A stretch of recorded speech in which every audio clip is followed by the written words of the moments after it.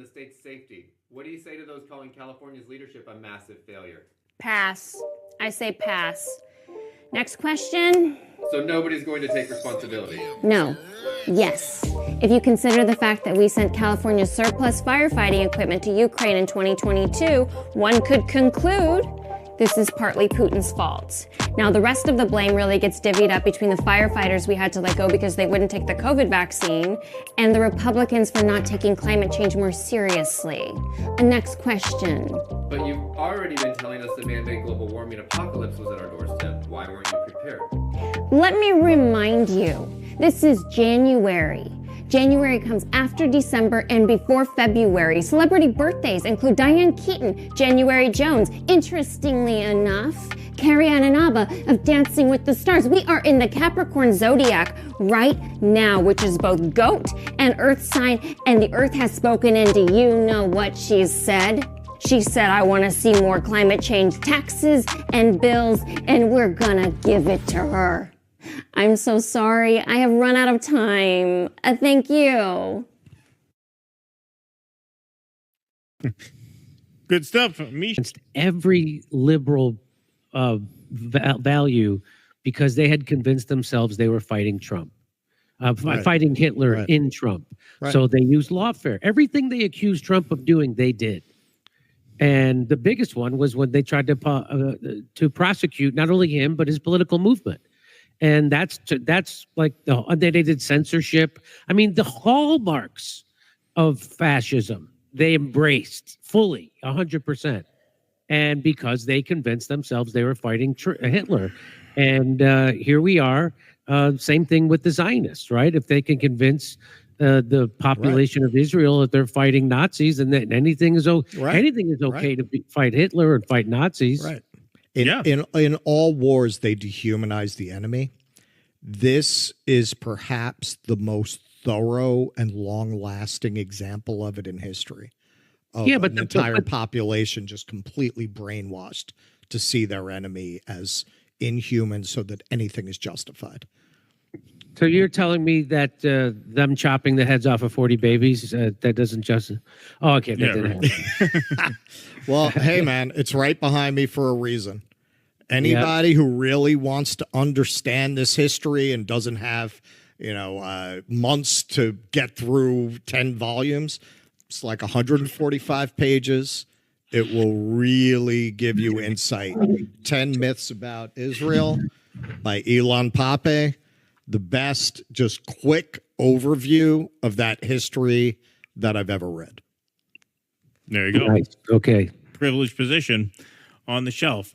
Well, Tom Cotton, not a liberal, was not happy about this either. Why is now this is funny. So you have, on the one hand, Trump trying to take credit for the ceasefire, which he should because he did it. You have Biden trying to take credit for the ceasefire. And then you have guys like Tom Cotton who like Trump but don't like the ceasefire. They're trying to blame Biden for the ceasefire. So you have a third section. Why is lame duck Joe Biden trying to cram down a bad deal on Israel on his way out the door? Wasn't Biden forced the deal on him, Tom Cotton? It was your man, Donald Trump. The only deal should be unconditional surrender by Hamas, which is already nearly destroyed. Well, no, it isn't. Anthony Blinken said they've recruited almost as many new fighters as they've lost. And return of all hostages. Instead, we hear reports that Biden is demanding that Israel withdraw from key terrain in Gaza, release dozens of hardened terrorists for every one hostage, and get back only some hostages. Here's the deal to offer Hamas and its patron, Iran. You have 5 days to release all the hostages or we unleash hell. See, so he's trying to blame Joe Biden for a bad ceasefire deal. That's how fucked that is. Mohammed Shaheda, Israeli media is crystal clear. All it took to get a ceasefire deal done was pressure from Trump on Netanyahu, who folded immediately. Biden refused to do that for 15 months. As a Saudi diplomat told me, Biden considered any pressure on Israel as tainting his legacy. And here come the headlines. Netanyahu didn't want to end up like Canada or spend his retirement in Greenland. There you go. We got another one here. Negotiations for the deal faltered until Trump sent the man to the Middle East on special missions. Trump will claim that his threats sealed the deal. Biden will say that the deal was sealed that the deal that was sealed, pardon me, was the one he presented back in May. It is hoped that the two can agree that the deal was sealed thanks to American pressure. Yeah. So if Biden could have done this, why the fuck did he wait till 5 days before Trump became president? Don't you think he would do this before the election so that Kamala Harris and the Democrats could retain power? Why would he wait until after they lose the election to actually enforce a deal that he's taking credit that he could have enforced the whole time? Of course he didn't do this. No, of course he didn't do it. This deal was on the table. Israel didn't want it. And so he said, oh, okay, well, here's some more weapons. Here's some more bombs then. Yeah. We'll do it your way. That's exactly what happened. The hostage deal, where Trump's madness became the Trump card. It's not just that Bibi is afraid of Trump. He is irrational, and therefore his threats have a greater impact. He doesn't play by any rules. He came to create chaos in the political system and in the orders that were customary until now. That's right. So the envoy that Donald Trump sent to negotiate, he sent it on the Sabbath. Talk about not respecting rules. He sent them on the Sabbath, and he said, I'm not interested in your Sabbath. That doesn't matter. And we actually have some video of Donald Trump's envoy arriving in Israel, forcing them to negotiate on the Sabbath. Here it is. What's this day of rest shit? What's this bullshit? I don't fucking care. There he is. That's the guy who got the ceasefire done right there. One more time. What's this day of rest shit? What's this bullshit? I don't fucking care. That's kind of I mean, it is kind of amazing that Trump's envoy said that. Yo, man, that's some art of the deal shit. Send them on the Sabbath. That could have been a deliberate choice. You want to let them make sure they know that we're not fucking around? And they sent a Jewish guy so they couldn't throw anti-Semitism. Yeah. Send the Jewish guy on the Sabbath, and when they say we can't do it, say you're going to do it. You're going to do it. Mm-hmm. That puts them in an inferior bargaining position from minute one. I absolutely think that was part of the plan. Signature going to be on this contract. That's right. Exactly. That's exactly what that is. Yeah, yep, absolutely. And I thought that Trump was gonna force a deal. That I had said that many times. That even on Chris Hedges' show, I said, fingers crossed, Trump likes a deal. And maybe he likes taking credit for deals, and he doesn't like war. And so we knew what was going to happen if Kamala Harris and Tim Walz got elected. Yes, there's absolutely. Hope. I said I don't have faith, but I have hope that Trump will be Trumpian and enforce a deal. And I can't believe it happened this fast. Can you believe this? Well, I think when he tweeted out that video of Jeffrey Sachs trashing Netanyahu, and he did not issue a formal invitation of Netanyahu to the inauguration, that signaled to me that he doesn't want this on his hands when he takes office. He wants this behind him when he takes office. Now, we'll get into a little bit some speculation about what might happen down the road.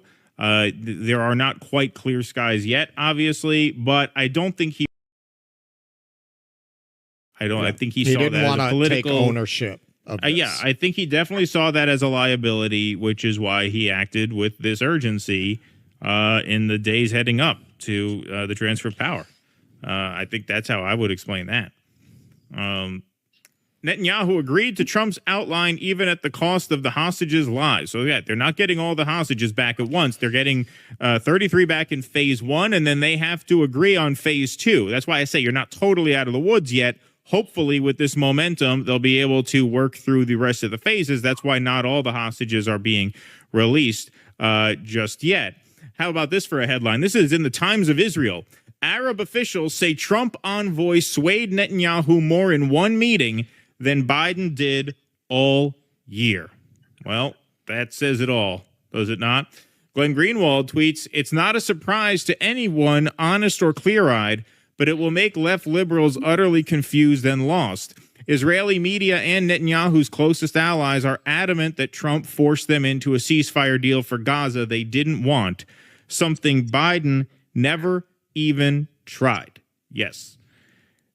Biden gave a brief statement on this Did he today. really? Yep. And afterwards, a reporter asked who gets credit for this, you or Trump? And here's his response. Credit for this, Mr. President, you or Trump? Is that a joke? Oh, thank you. And off he goes. Notice he didn't say me. Thank you. Folks, credit for this, Mr. President, you or Wow. Trump? Is that a joke? Oh, No, you're a joke. No, Yeah. you're a joke, and Kamala Harris is a joke, and Antony Blinken is a joke. You guys are the joke. Yep.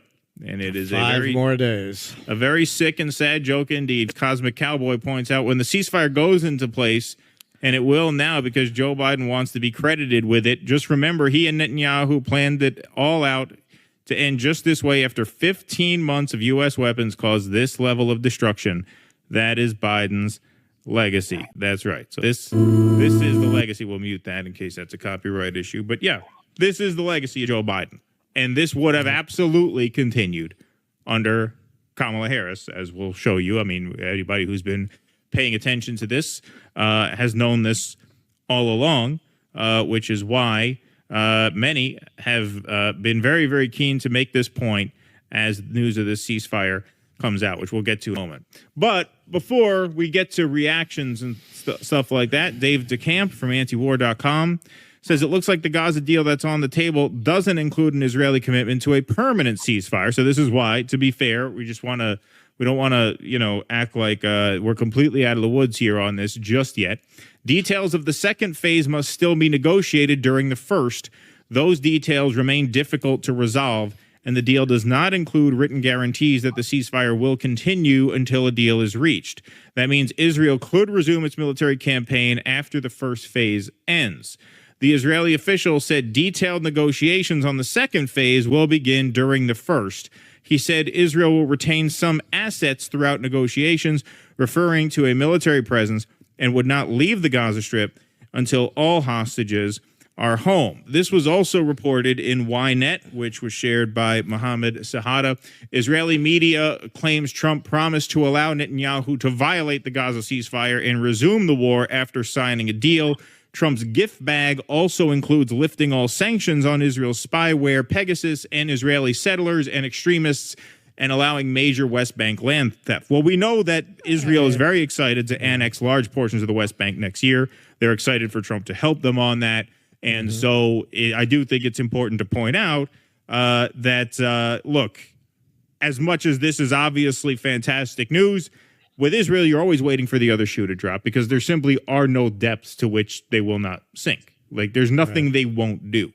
And so, obviously, vigilance is warranted, whatever you're dealing with the Israelis. So, just to put in that caveat, to be fair. But here's Jeremy Lafredo, who got a taste of the Israeli justice system, quote unquote, when he decided to do some journalism over there. Yes, exactly.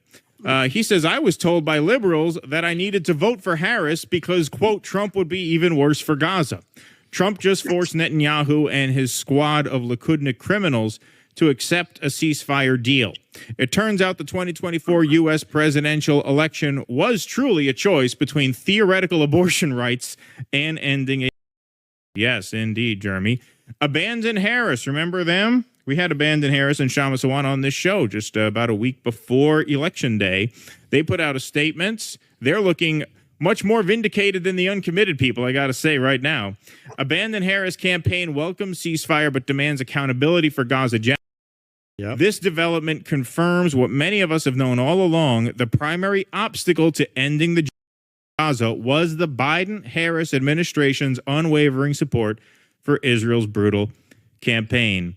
Absolutely. Hey, here's a guy who all of a sudden decided to jump out in front of the ceasefire parade. What a piece of shit.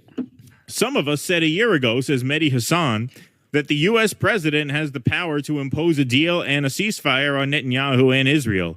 If President-elect Trump can do it, Biden could have done it for the past year. Shame on him and Blinken and the rest of them. Max Blumenthal replies with the fact check.